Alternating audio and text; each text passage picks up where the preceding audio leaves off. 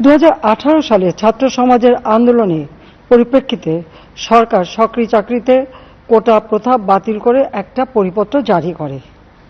পরবর্তীকালে মুক্তিযোদ্ধাদের পক্ষ থেকে কোটা বহাল রাখার পক্ষে উচ্চ আদালত 2018 সালে জারি করা সরকারের পরিপত্র বাতিল করে দেয়। সরকারের পক্ষ থেকে পরিপত্র বহাল রাখার জন্য সর্বোচ্চ আদালতে আপিল করা হয় এবং মহামান্য আদালত শুনানির দিন ধার্য করে। এ সময় ছাত্ররা কোটা সংস্কারের দাবি নিয়ে আবারও আন্দোলন শুরু করে।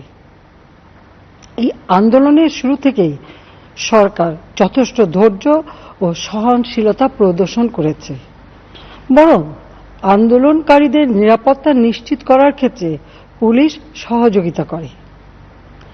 মহামান্য রাষ্ট্রপতির কাছে যখন আন্দোলনকারীরা স্মারকলিপি প্রদান করার ইচ্ছা প্রকাশ করে, সেক্ষেত্রে তাদের সুযোগ করে দেওয়া হয় এবং নিরাপত্তারও ব্যবস্থা নেওয়া হয়। অত্যন্ত পরিতাপের বিষয় হল, কিছু মহল এই আন্দোলনের সুযোগটা নিয়ে অনাকাঙ্ক্ষিত উচ্চাবিলাস চরিতার্থ করার সুযোগ নিয়ে সন্ত্রাসী কর্মকাণ্ডে লিপ্ত হয়। এর ফলে এই কোমলমতি শিক্ষার্থীদের আন্দোলনকে ঘিরে যে সকল ঘটনা ঘটেছে তা খুবই বেদনাদায়ক ও দুঃখজনক। অহেতুক কতগুলি মূল্যবান জীবন ঝরে গেল। আপনজন হারাবার বেদনা যে কত কষ্টে তা আমার থেকে আর কে বেশি জানে। যারা মৃত্যুবরণ করেছে তাদের আত্মার মাগফিরাত কামনা করছি। পরিবারের সদস্যদের প্রতি গভীর সমবেদনা জানাচ্ছি। আমি প্রতিটি হত্যাকাণ্ডের নিন্দা জানাই। যে সকল ঘটনা ঘটেছে তা কখনোই কাম্য ছিল না। চট্টগ্রামে সন্ত্রাসীরা বহুতল ভবনের ছাদ থেকে ছাত্রদের হত্যার উদ্দেশ্যে নির্মমভাবে নিচে ছুঁড়ে ফেলে দিয়েছে। অনেক ছাত্রের হাত পায়ের রগ কেটে দেয়, তাদের উপর লাঠি পেটা ও ধারালো অস্ত্র দ্বারা আঘাত করে। একজন মৃত্যুবরণ করেছে, অনেকে মৃত্যুর সাথে পাঞ্জা লড়ছে। ঢাকা, রংপুর এবং রাজশাহী বিশ্ববিদ্যালয়ের উপাচার্যের বাসভবন ও ছাত্রছাত্রীদের আবাসিক হলে অগ্নিসংযোগ ও ভাঙচুর করা হয়। সাধারণ পথচারী, দোকানীদের আক্রমণ, এমনকি রোগীবাহী অ্যাম্বুলেন্স চলাচলে বাধা প্রদান করা হয়। মেয়েদের হলে ছাত্রীদের উপর আক্রমণ করা হয়েছে এবং লাঞ্ছিত করা হচ্ছে। আবাসিক হলে প্রবোজদের হুমকি দেওয়া হয় এবং আক্রমণ করা হয়েছে। শিক্ষকদের উপর চড়াও হয়ে তাদের গায়ে হাত তোলা হয়েছে। আমি বিশ্বাস করি, যারা কোটা সংস্কার আন্দোলনে জড়িত তাদের সাথে এই সকল সন্ত্রাসীদের কোনো সম্পর্ক নেই, বরং সন্ত্রাসীরা এদের মধ্যে ঢুকে সংঘাত ও নৈরাজ্যকর পরিস্থিতির সৃষ্টি করছে। এই ধরনের ঘটনার সঙ্গে যারা জড়িত তাদের চিহ্নিত করে উপযুক্ত শাস্তির ব্যবস্থা করা হবে। যারা হত্যাকাণ্ডের শিকার হয়েছে তাদের পরিবারের জন্য জীবন জীবিকা নির্বাহের ক্ষেত্রে যে সহযোগিতা দরকার তা আমি করব। আমি দ্ব্যর্থহীনভাবে ঘোষণা করছি, যারা হত্যাকাণ্ড, লুটপাট ও সন্ত্রাসী কর্মকাণ্ড চালিয়েছে, এরা যেই হোক না কেন, তারা যেন উপযুক্ত শাস্তি পায় সে ব্যবস্থা নেওয়া হবে।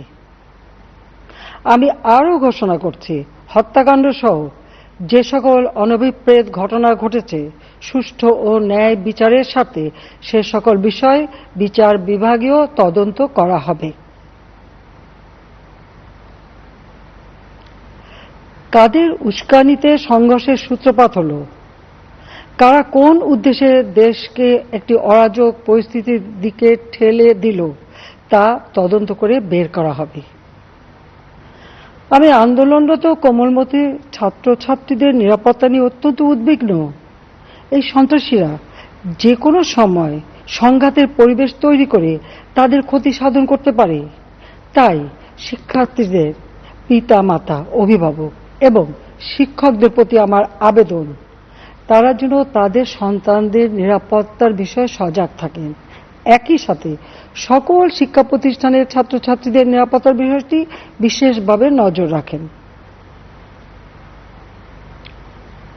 সরকার হাইকোর্টের রায়ের বিরুদ্ধে সর্বোচ্চ আদালতে আপিল করেছে।